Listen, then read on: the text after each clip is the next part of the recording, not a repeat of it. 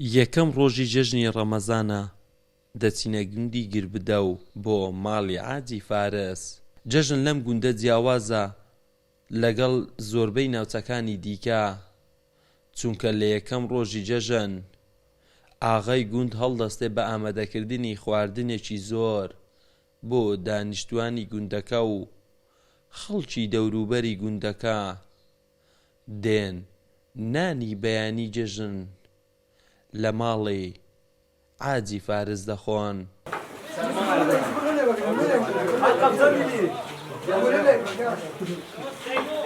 بەڵام لە هەموو شوێنێکی کاریگەری خۆی کردبی لە گوندێمە کاریگەری خۆی نەکردیە، چکە بە خۆتان دەدینێن خەڵکەکە هەموو گەنج و پیر و جاعیل و منداڵ و هەموو لێرە لە خڕ دەبینەوە و جەژنە پیرۆزە لێک دەکەین و وابزانم هیچ کاریگەری نەکردووە لەسەری. جێژنە پیرۆز باە لە هەموو وڵاتەکەی خۆمانی دەکەین لە مسلمانەکانی وڵاتەکەی خۆمان بەخێر بێن سەرچاوان. ئەوڕۆ ڕۆژی جێژنەیە، ڕۆژی ئەوەی مسلمانان کەیف خۆش بن، دڵخۆش بن لەگەل یەکتر، هەروەها گەردەن یەکتر ئازاد بکەن، یەکتر عەفو بکەن، لەگە یەک ڕووی خۆش بن. یعنی بەڕاستی ئەو ڕۆکە لە بۆمە بە دوو جەژن عسێبە هەروەکو خەڵکێک گوندینەکە ئەمە یەک جەژنی یەکەم ئەوە ڕەمەضانمان بەڕێ کردو، یەکێکە لە فەرایزەکانی کە ڕەب العالەمین لەسەرمانی فەرز کردبوو و جێبەجێمان کردو ئەدا کردو. حاجی فارسیش دەڵێت نزیکەی 3 ساڵ دەبێت باب و باپیرانمان خواردن بۆ خەڵکی گوند و دەوروبەری گوندەکە ئامادە دەکەن.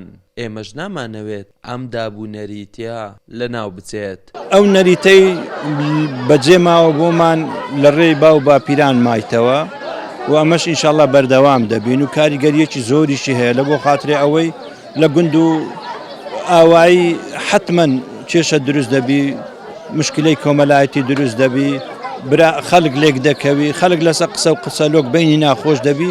جێژنەکە وایە بەس ئەوە نییە بە دە و زمان هەر جێژنە پیرۆز بیتەوە، نا خەڵکەکە هەمووی دەشتە سەر و ملەیەک. لە دوای نان خواردن کە تەواو دەبێن بەشێک لەو خەڵکەی کە لێک حاجزن ئاشتیان دەکەنەوە و دەستیان دەخەنە ناو دەستی یەکتری و ماچی یەکتری دەکەن. بنا بەبوونەی جێژنەی ئینشاءڵڵا دەست دەم لێک دەکەن و دەست دەکەن ناو دەستی یەک بەدلێکی خۆش گەردەنێک ئازاکەن. سڵاوتان لەبێت. سڵاو لەت خۆتیش بەخێر بێن سەرچاوان عەزیزە.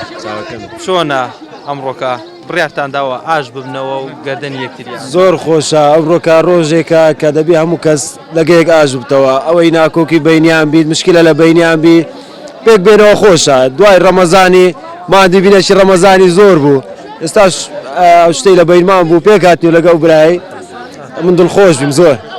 کەلتوری پێکەوە ژیان و کۆکردنەوەی هەمووان لەسەر یەک سفرە خواردن دابوونەرێتێکی کۆنی گوندی گربدەوە. مەبەست لەم دابوونەرێتیەش ئاشتەوایی و خۆشەویستی لە نێو خەڵکی گوندەکە زیاتر بێت. محەممەد جەلیل، کەناڵی بادینان، گوندی گربدە و لە سنووری قەزای بەردەڕەش.